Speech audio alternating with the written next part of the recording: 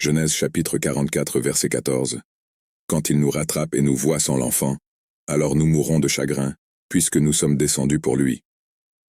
Ce verset fait partie du récit de l'histoire de Joseph, fils de Jacob, qui a été vendu comme esclave et est finalement devenu une figure puissante en Égypte. L'histoire se concentre sur l'épreuve que Joseph fait subir à ses frères pour tester leur repentance et leur attitude envers l'un des plus jeunes frères, Benjamin. Dans ce contexte, les frères de Joseph sont dans une situation où ils sont accusés d'avoir volé une coupe en argent qui appartient à Joseph, et cette coupe se retrouve dans les bagages de Benjamin. Ils sont sur le point d'être jugés pour cela. Le verset Genèse 44. 14 reflète la véritable préoccupation des frères de Joseph pour leur père, Jacob, qui avait déjà subi la perte d'un fils, Joseph, et redoutait l'idée de perdre Benjamin également. Ils expriment la crainte que s'ils rentrèrent chez eux sans Benjamin, l'impact sur leur père serait si dévastateur qu'ils pourraient mourir de chagrin. Ce moment de l'histoire souligne les conséquences émotionnelles et familiales de leurs décisions et comment les actions passées affectent le présent.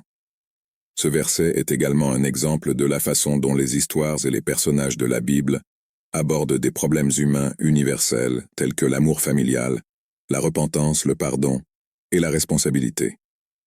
C'est l'occasion de réfléchir aux choix que nous faisons et à la manière dont ils peuvent avoir un impact profond sur les personnes qui nous entourent. Déclaration de foi. Seigneur Jésus-Christ, je confesse que je suis un pécheur et que je suis séparé de Dieu à cause de mon péché. Je me repens de mes péchés, et je reconnais le Seigneur Jésus-Christ comme le seul et suffisant sauveur de ma vie, et dirige-moi à la vie éternelle, et écris mon nom dans le livre de vie. Amen. Marc 16 verset 16.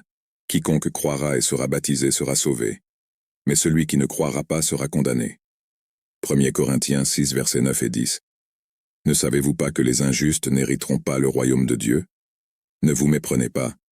Ni les fornicateurs, ni les idolâtres, ni les adultères, ni les hommes efféminés, ni les sodomites, ni les voleurs, ni les cupides, ni les ivrognes, ni les injurieux, ni les escrocs n'hériteront du royaume de Dieu.